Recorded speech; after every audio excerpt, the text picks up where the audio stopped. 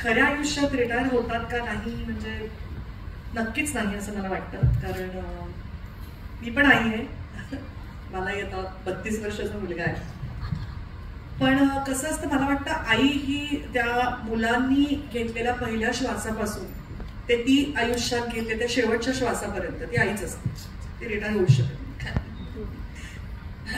आता बाबांचं point of view, आई आणि बाबांनी एक माईक शेअर केला तरी चालेल. नाही, मला असं वाटतं की थोडस वेगळं एक मालिका सांगू इच्छिते असं मला वाटतं.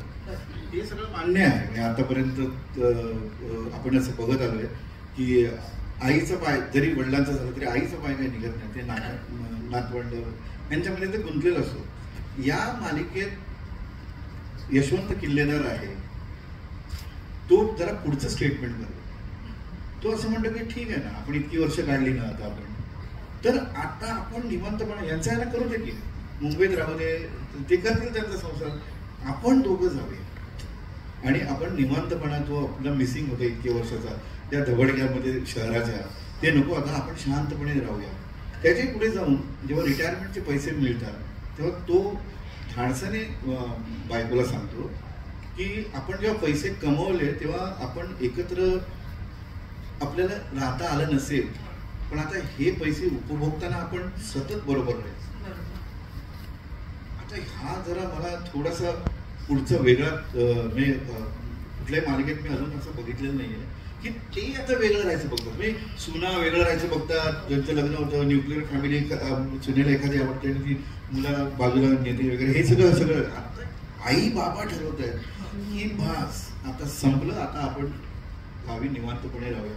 हे जरा मला आजचा थॉट वाटतो. खरं तर कोणतीही मालिका पॉइंट आता मंगेशनी मांडला की जरा वेगळा थॉट आहे की अदरवाईज कसं असतं, आईला इतकं त्या पेडेस्टल वरती नेऊन उभं केलेलं असतं ना की आईनी स्वतःचा विचार करणं म्हणजे ते स्वार्थीपणा, असा एक काहीतरी आई ही श्यामच्या आईसारखीच असली पाहिजे. हे एक म्हणजे अधोरेखित कुठेतरी असं वाटतं कोणालाही. आई म्हणजे ती अशीच असली पाहिजे. आणि ह्यातली आई पण तशी आहे थोडी कुठेतरी. तिला असं वाटतं की तिला नवऱ्याला पण नाही युक्ती करायचं. हो, तिची ह्युमर हो जाऊया आपण करूया, आपण तसं तुम्ही म्हणताय तसं करूया.